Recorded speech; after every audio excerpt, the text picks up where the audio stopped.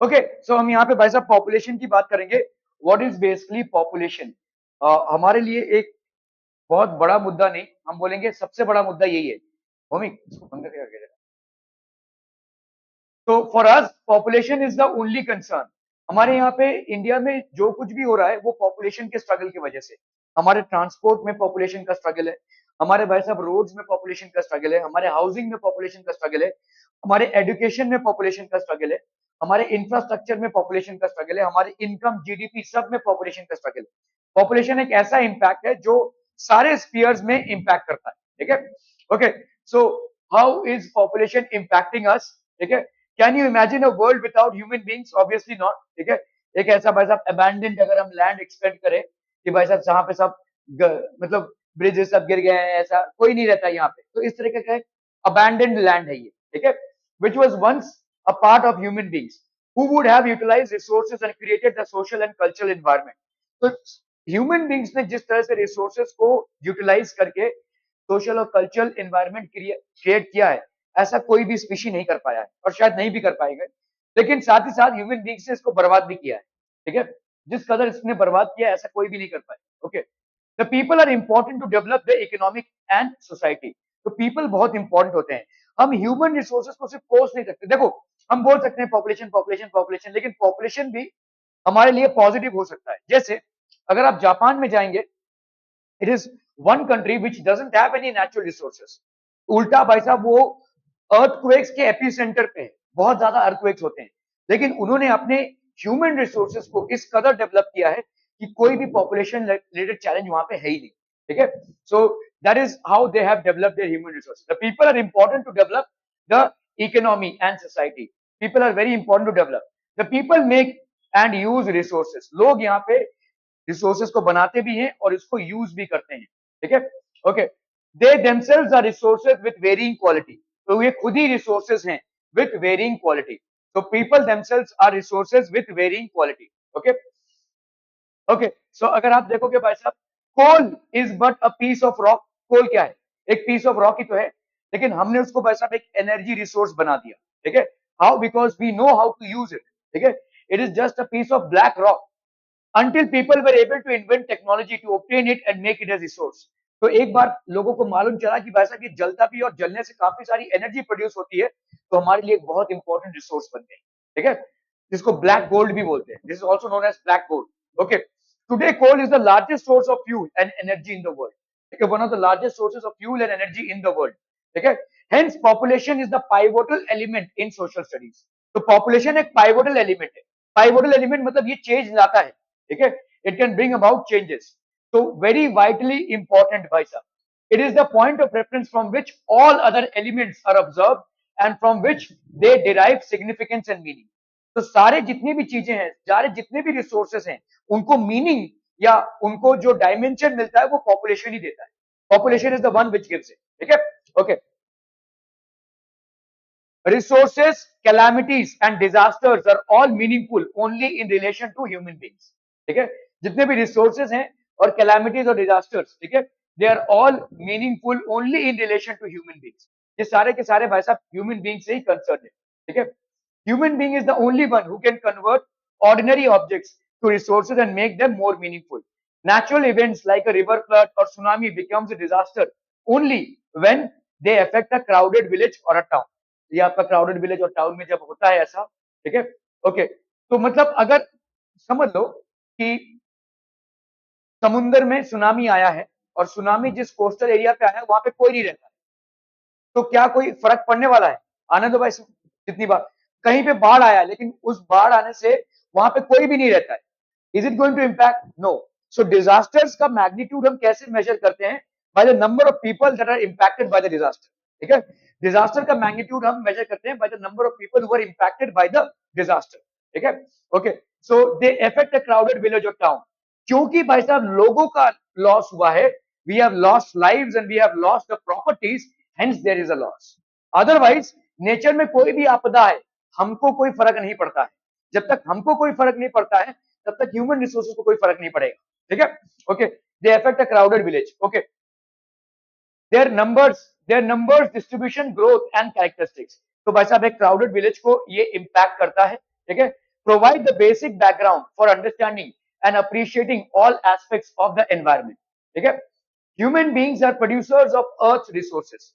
तो human being भाई साहब अर्थ के रिसोर्सेज को प्रोड्यूस करते हैं. Farmers produce food grains. तो फार्मर्स आपके फूड ग्रेन्स प्रोड्यूस करते हैं. ठीक है. Miners produce minerals. माइनर्स क्या प्रोड्यूस करते हैं भाई साहब? मिनरल्स प्रोड्यूस करते हैं. ठीक है. And what else? ठीक है. Textile industries produce garments. Textile industries garments produce करते हैं.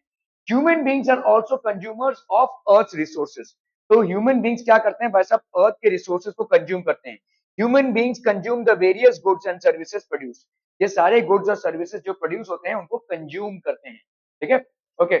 Therefore it is important to know how many people are there in a country. ठीक है. Where do they live? कहां रहते हैं? How and why their numbers are increasing. कैसे इनके numbers बढ़ रहे हैं और क्यों बढ़ रहे हैं. ठीक है. What are their characteristics? इनके कैरेक्टरिस्टिक्स बेसिकली क्या है? The census of India. Census मतलब क्या होता है? जो पॉपुलेशन के ग्रोथ को मापता हो. अभी तो घर घर जाकर पॉपुलेशन नहीं देखना पड़ता है. अभी तो आपके जन्म और मृत्यु का रजिस्ट्रेशन होता रहता है. पहले के जमाने में जन्म और मृत्यु का रजिस्ट्रेशन नहीं होता था.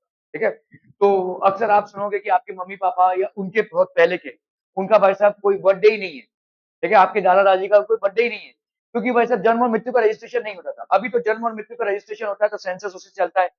The census of India provides us with information regarding the population of our country. Regarding the population of our country. ठीक है. A census is an official enumeration of population done periodically. ठीक है. Okay. So enumeration मतलब collection of data. Okay. In India, the first census was held in the year 1872. इसको लिख लीजिए. पहला census जो हुआ था वो कभी हुआ था? 1872 में. ये घर घर जाकर करना पड़ता था. उस टाइम पे आधार कार्ड पैन कार्ड नहीं था भाई साहब. ठीक है. ये घर घर जाकर इस रिकॉर्ड को मेंटेन करना पड़ता था. The first census in India happened in 1872. ऐसे घर घर जाकर इसे चौक से लिख देते थे. मतलब इस घर का सेंसस हो गया है. देखो ऐसे घर घर जाकर इसे चौक से लिख. तुम भाई साहब क्या आराम से हो एकदम. ठीक है. The first census happened in 1872. ठीक है. Okay, this was the first census that was taken in 1872. The first complete census, however, was taken in 1881. पहली बार जो पूरा complete census हुआ, that was in 1881. इसको भी लिख लीजिए भाई साहब. The first complete census, however, was taken in the year 1881. Complete census हुआ ये. ठीक है.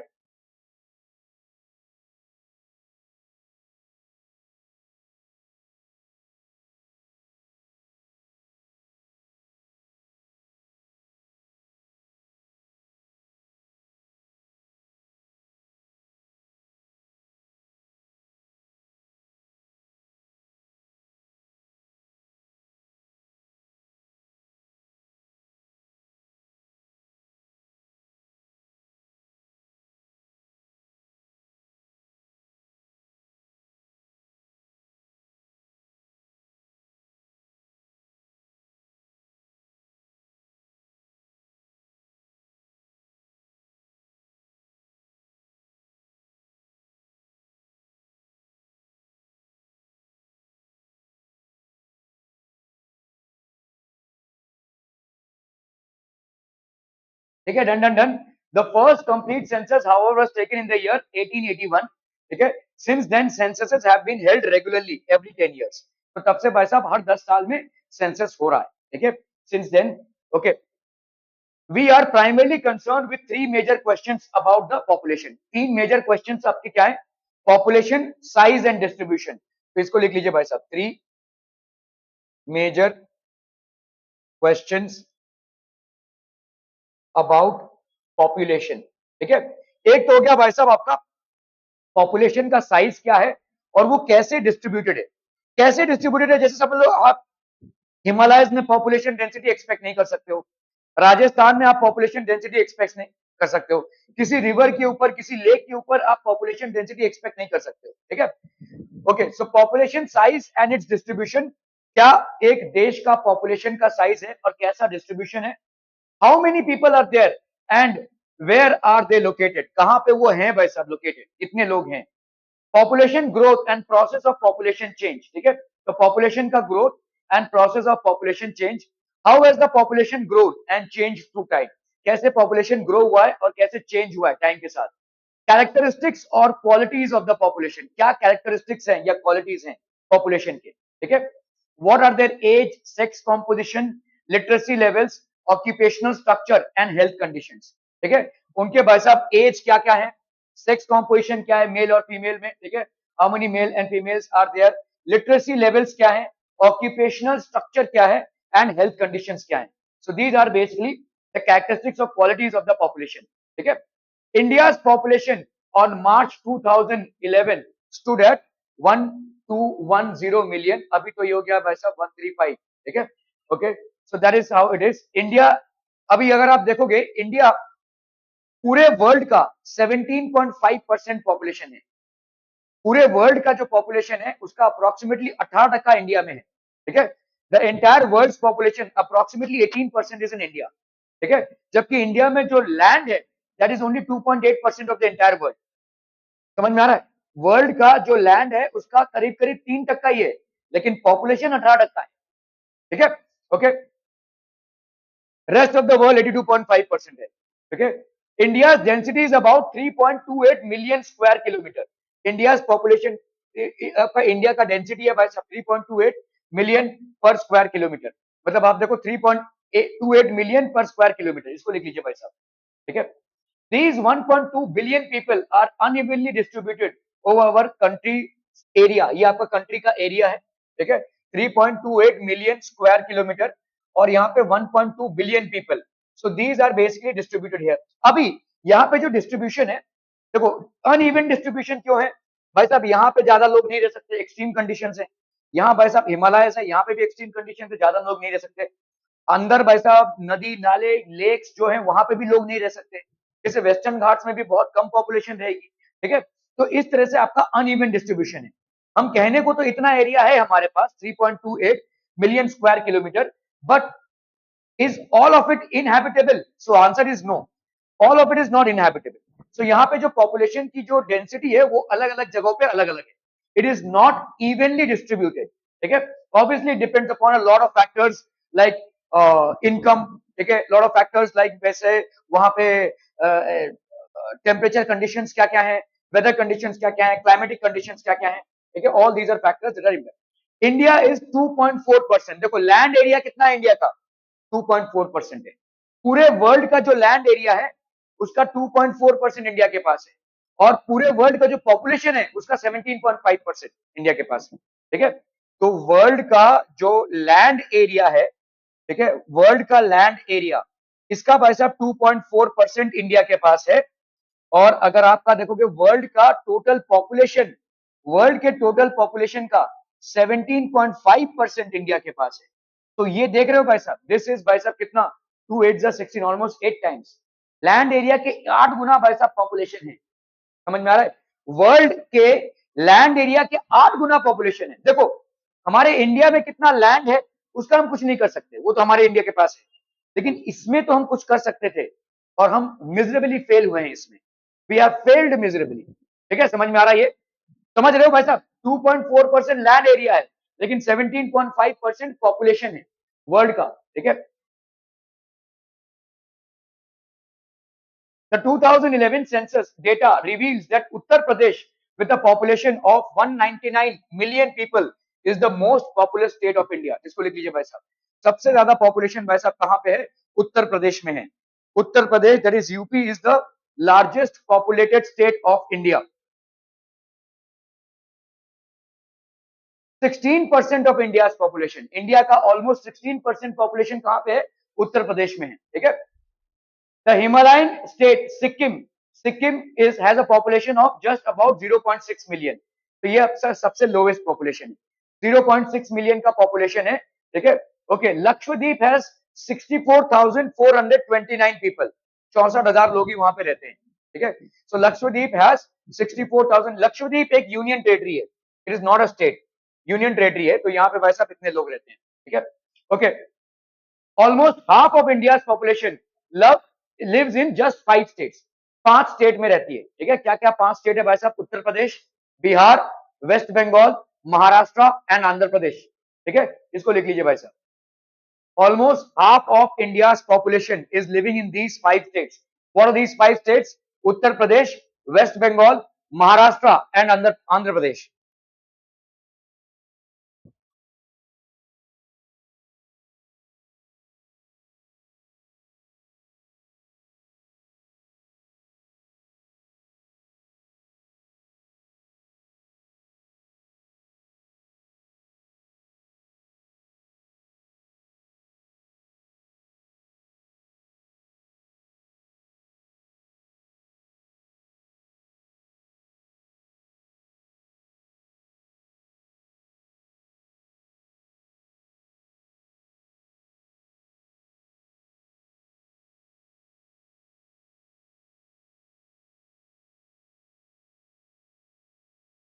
Done.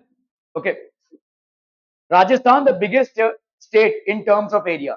In terms of area, Rajasthan सबसे largest state है, has only 6% of the total population of India. हालांकि ये largest state है, लेकिन क्योंकि ज्यादा करके यहाँ पे रेगिस्तान है और extreme temperatures हैं, so just has 6% of the total population of India. Because of its climatic and weather conditions, obviously, the population is lesser in Rajasthan, in spite of it having the largest land area. Population density provides a better picture of the uneven distribution that prevails in India. Let us understand what is population distribution by its density. ठीक है, तो यहाँ पे भाई साहब let's take an example of an, अभी let the area of both be equal. अभी समझ लो ये अर्बन एरिया है, शहरी एरिया है, और ये भाई साहब आपका रूरल एरिया है. यहाँ पे आपको कुछ कुछ हाउसेस दिख रहे हैं और बहुत ही स्कैटर्ड दिख रहे हैं, और यहाँ पे भाई साहब घनी बस्ती है. ठीक है, अगर आप देखोगे इट्स सही, तो the area of both are equal, लेकिन population density is not equal. Lot of people are staying in the same area, a lot less people are staying in the same area. ठीक है, okay. Area यहाँ पे 10 kilometre square है, इसका भी भाई साहब लेट्स से 10 किलोमीटर स्क्वायर है.